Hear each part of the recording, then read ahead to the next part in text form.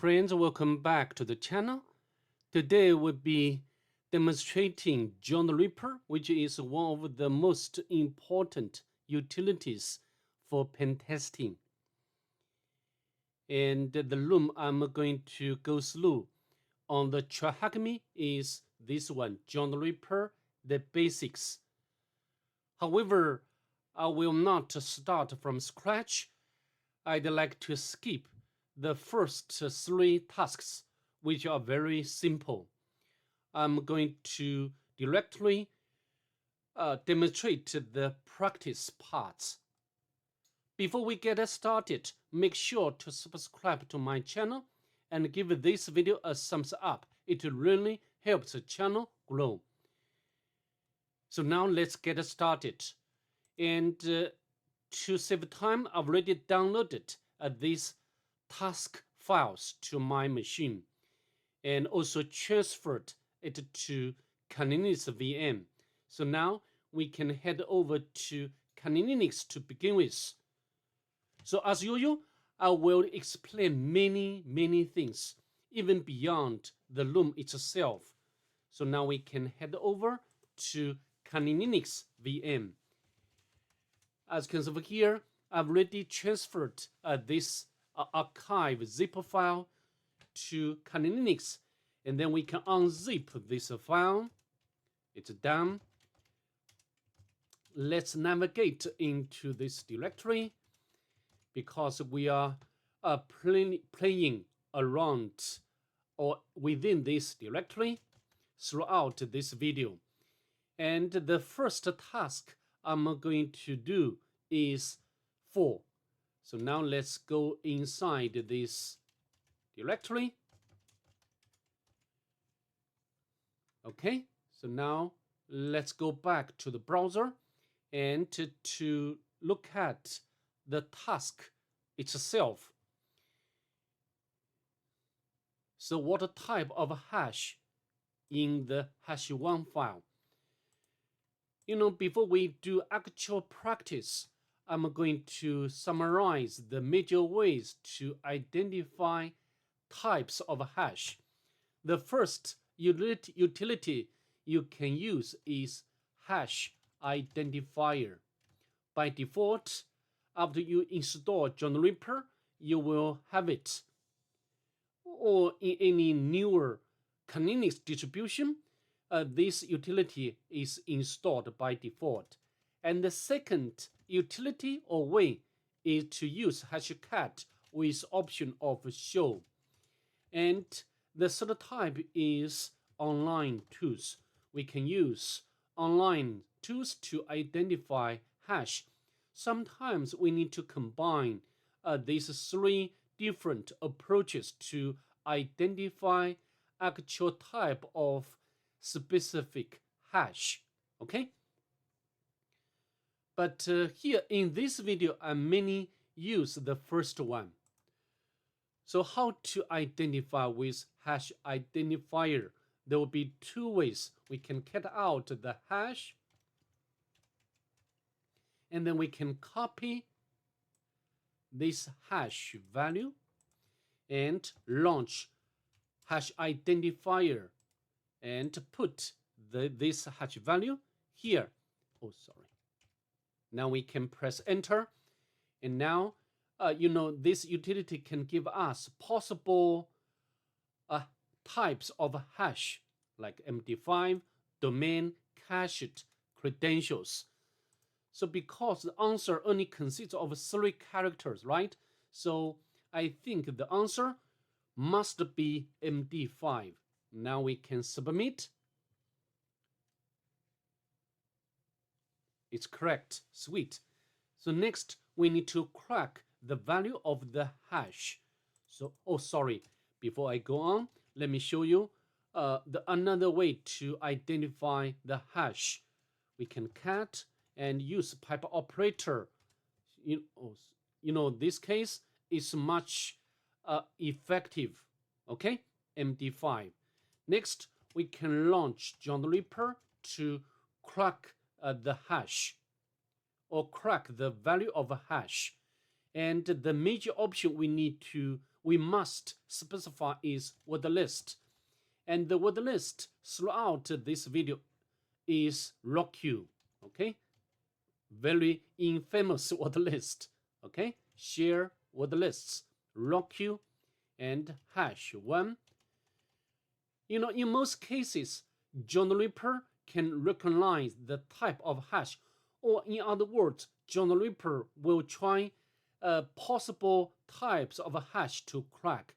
So it's not necessary to specify its format or its hash type. Let's press enter. Unfortunately, in this case, John the Ripper failed to crack it. So next, I think this simply means we have to specify its format.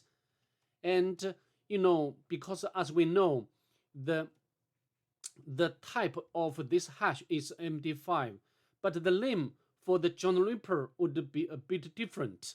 So how to get the exact name of MD5 or any other types of hash? We can utilize its list option and equals to formats. And this command will give us whole list of supported hash types, okay, by the John the Ripper, because there are a lot of them there. To, you know, to make the output cleaner, we can use the grep option, grep command, and MD5. Here, I option means ignore case or case insensitive. So now, you know, this is much narrower and easier to find the type of hash what we want. Yeah, this one. So next we can launch John the Ripper one more time, word lists, but we have to specify its format equals to raw-md5. Let's hit enter. As you can see, this time John the Ripper successfully cracked the value of the hash. We can copy and paste in here. Submit. It's correct? Sweet. Let's go back to Linux VM. You know, John the Ripper, to some extent, is a bit intelligent. For example, if you want to crack it on the same hash one more time, you know, John the Ripper would be lazy, will not go through this process again. So in this case, if you want to review the cached password, you can use option of show and hash, but we must also specify the format, you know, this option. Otherwise, the password cannot be reviewed. Yes, so we can put. Of course, this depends on how we run the John the Ripper. If we run John the Ripper successfully without this format option, and to review cached password, we do not need to use the format option as well. I think you have really got my point, okay? So this is the password, the cached password. And if you want to delete or remove the cached password, you can use this command, you know, the john.port, okay? This is living in the home directory, okay? So now let's go ahead. So what type of a hash is hash2? Very easy. We can take the same way to identify hash2 identifier. So possibly would be SHA1. Okay, SHA1. Let's submit. Correct? Beautiful. So what's the correct value? No problem. We can, you know, John the Ripper word list, but in this case, we change it to hash2. But by default, or, you know, or at the beginning, we do not need to specify its format. We want John the Ripper to recognize the type of hash by itself. Okay, so let's press enter. As you can see, we successfully cracked the value of the hash. we can copy and paste in here. Let's submit. It's correct. So how about the #3? We can use the #3 identifier. So would it be SHA 256? Let's submit. It's correct. So now we can try to crack the #3. But similar to the first hash, John Ripper failed to crack its value. No problem. We can use John Ripper list formats, but in this case is SHA and 256. So I think this one is what we want. So now we can, oh no, John Ripper format. Let's press enter. And now we can get its value. We can copy, paste over here. Sorry, we can paste in here. Let's submit. So now it's time to identify the #4 text and hash identifier. So possibly, this hash possibly is SHA 512, but it's also possibly WPO, because the answer consists of, if you check the numbers of characters of this answer, the hash should be WPO. Okay, let's submit. So now we need to crack the false hash. Okay, John Ripper 4. Let's press enter. It doesn't work. No problem. We can, list formats, grep, WPO. Okay, so I think this one. So now we can put additional option of format. Let's press enter. This time we can crack its value, submit. So now we have already completed the task 4. Now we go ahead and play task 5. So it's about Windows authentication hashes. So what do we need to set the format flag in order to crack this hash? So now let's navigate to task 5. Let's get out this hash file, and we can use same way to identify. So possibly it's MD5, but it's also domain cached credentials. And also we can use, we can use another way. Hashcat show. So possibly, the hash is NTLM or MD4, MD5. So any way cannot determine its exact type of a hash. But because now we are doing something related to Windows, so should it be NTLM or, NTLM, John Ripper has different lim. So the NT or NT, yeah, this one, NT. So I think the answer should be NT. So what's the correct password? So now we can launch John Ripper word list. NT and format is NT. So now we can get its cracked value. Put in here. Very simple. So now we are doing task 6. So it's about, or it's related to crack shadow hashes. If you have already followed my channel, you know I have already demonstrated this technique.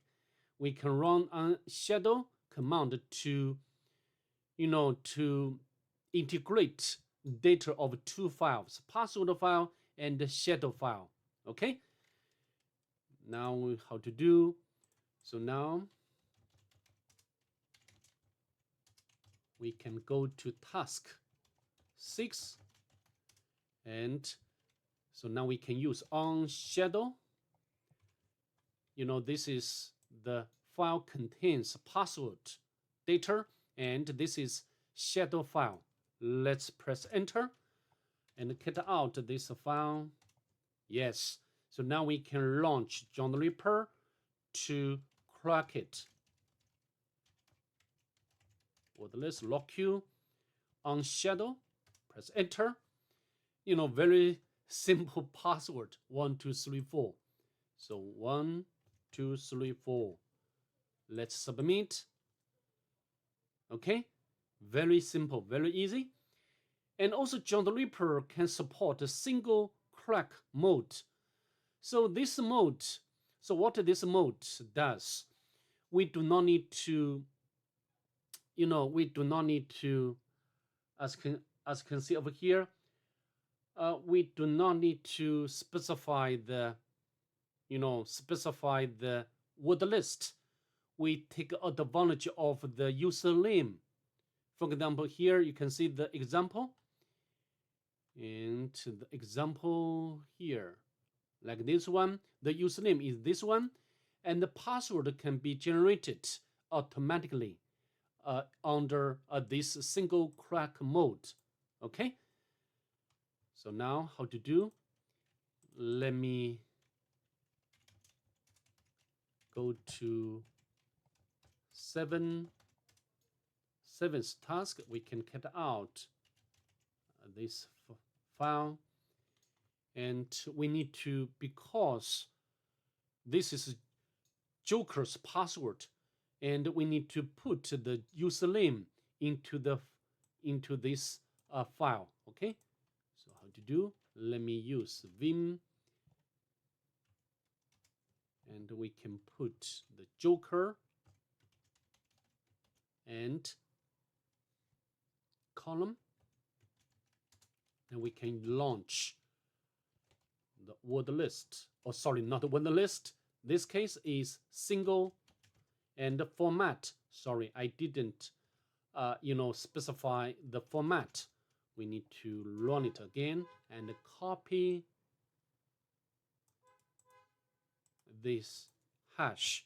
So possible is MD5. Let's run single format. Okay, so this is the plain text or input of this hash. Submit. And another very important feature of John the Ripper is we can define or customize the rules. For example, here, how to create custom rules.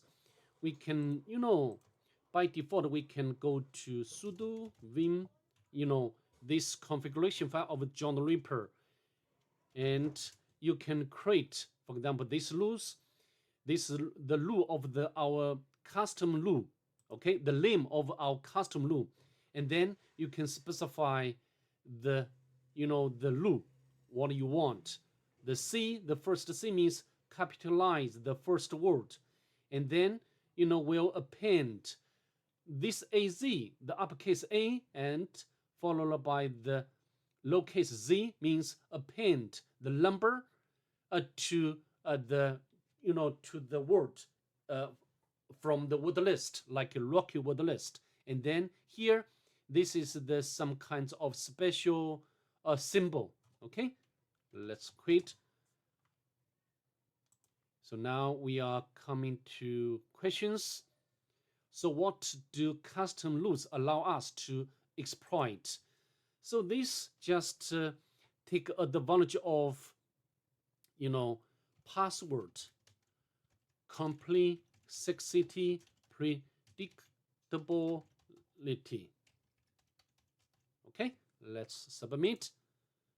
It's correct. What rule would we use to add all capital letters to the end of the word? Very simple.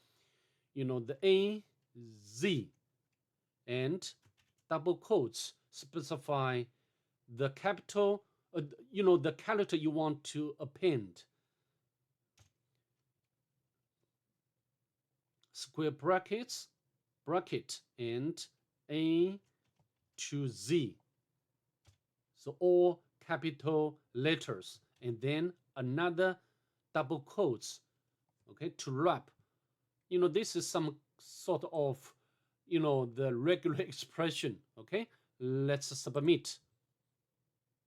It's correct. Sweet. What flag would we use to call a custom loop called this one? Very easy. We can, hash loose loop equals to, maybe we can copy. Okay, let's submit.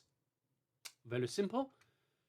So now the task has something to do with cracking password protected zip file. I've already demonstrated this trick a lot, throughout my video. And what's the password for this one? Very easy. Let me show you in action. Go to task line. Okay. So now first of all, we need to take advantage of one Python script or utility, which is zip to John. And we need to convert zip file to hash value. And then we can, launch the John the Ripper to crack it. Hashes. So the password is this one.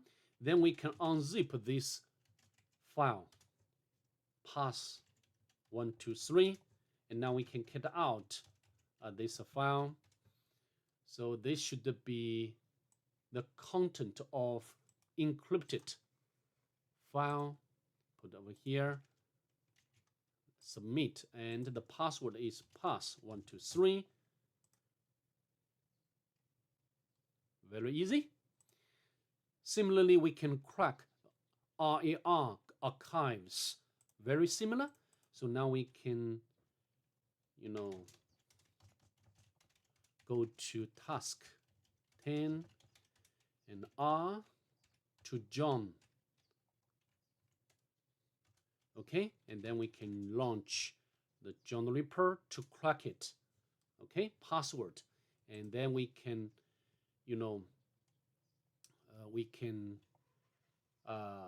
so how to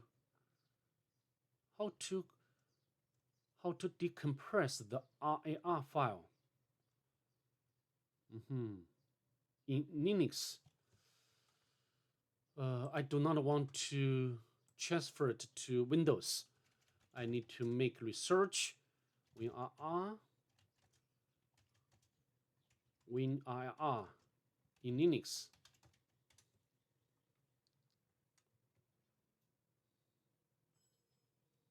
So how to decompress?